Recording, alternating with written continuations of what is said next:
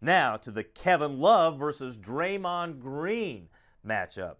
I think the most important player on the court for the Golden State Warriors is Draymond Green. He has to have the most impact for them to win. Remember, it was after he was out of the series last year when the Cavaliers made their charge. He's got to keep his emotions in control. He has to keep his feet under himself. He doesn't need to be going after everybody's Franken beans. Let's just keep it under control here and let's stay on the court.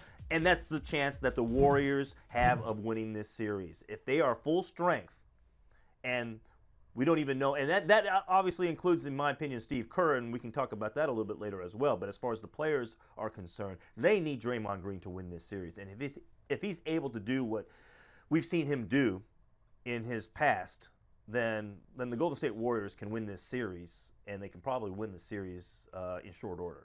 I completely agree with you, and I do agree that Draymond Green is the most important player on the floor for the Warriors.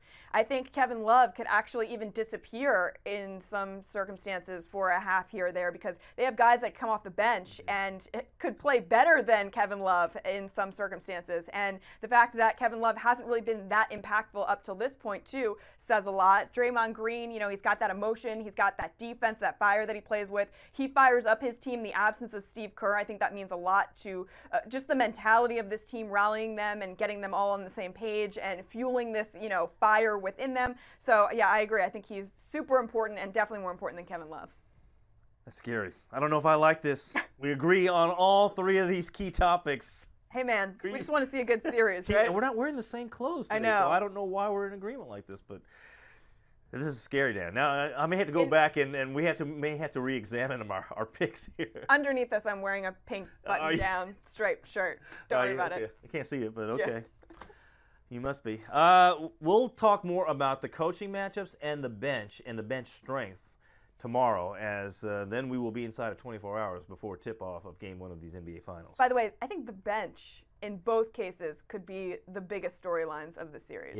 Yeah. I think...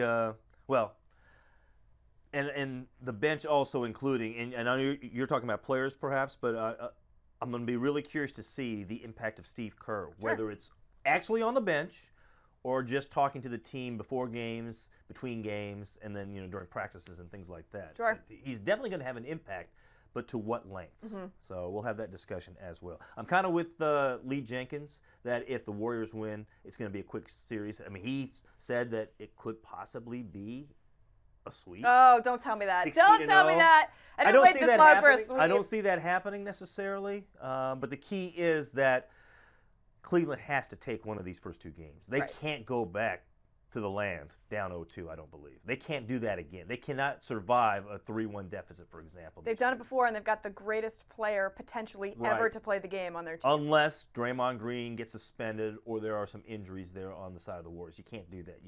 I don't believe you can go back down 2-0.